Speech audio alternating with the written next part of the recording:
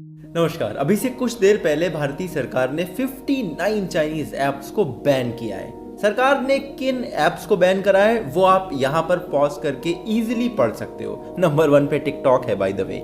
अच्छा, सरकार ने अपनी सरकारी लैंग्वेज में जो चीजें कही वो आपको इस प्रेस रिलीज में क्लियरली दिख जाएंगी।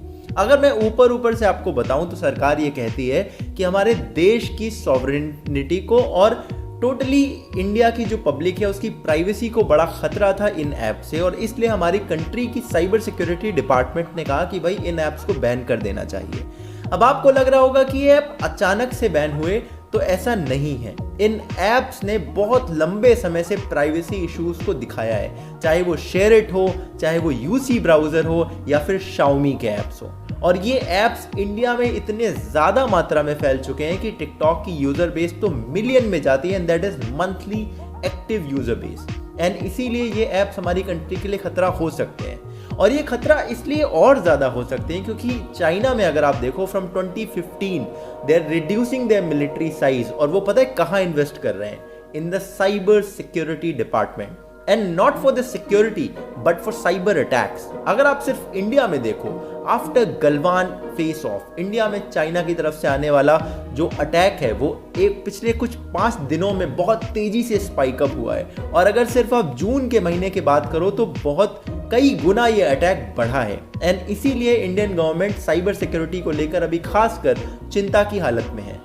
चाहे हमारे बैंक्स हो या हमारे डिफेंस सर्विसेज हो या फिर आम लोगों का डेटा, हर एक जगह चाइनीज हैकर्स ट्राई कर रहे हैं to get into all those devices. और इंडिया में शाओमी के हार्डवेयर मोबाइल फोन्स तो ऑलरेडी बिकते हैं, उसमें शाओमी के ऐप्स हो या फिर बाकी ये चाइनीज ऐप्स जैसे कि यूसी ब्राउजर या फिर टिकटॉक, जिन पर एक बड़ी जनता डिपेंड करती है डे टू डे लाइफ में, और पूरा दिन उन पे वो डेटा अपना अपलोड करते रहते हैं, विच by the way they can use whatever way they want। इसलिए इन ऐप्स को बैन करना बहुत जरूरी था। अगर आप इस पूरी की पूरी प्रेस रिलीज को ध्यान से पढ़ें तो गवर्नमेंट कहती है that we are disallowing these apps, but पहले पेज में लिखते हैं कि वी आर बैनिंग। तो अगर आपको थोड़ा सा इसमें रुकना है क्योंकि अभी ये ऐप्स प्ले स्टोर पर अवेलेबल है, गूगल प्ले स्टोर पर, iOS प्ले स्टोर पर, and these are big company, so they will try their best to not get banned and they will try to find some loopholes in the system जिसके through India में ये app अभी भी operate करते रहे। So I think we will have to wait for some time. But by the way, अगर मैं आपको एक एक्सक्लूसिव फोटो दिखाऊं of all the TikTokers who have reacted after this app got banned, then this is how the TikTokers are feeling right now. And by the way, the man whose one video got deleted because YouTube versus TikTok, that man must have cursed TikTok really hard. And if you talk about Indian government, then the government has really taken YouTube versus TikTok to a whole new level. क्योंकि वहाँ पर सिर्फ एक video delete हो रहा था और YouTube पर वीडियोस बन रहे थे, यहाँ पर पूरा प्लेटफॉर्म जाने की बात हो रही है।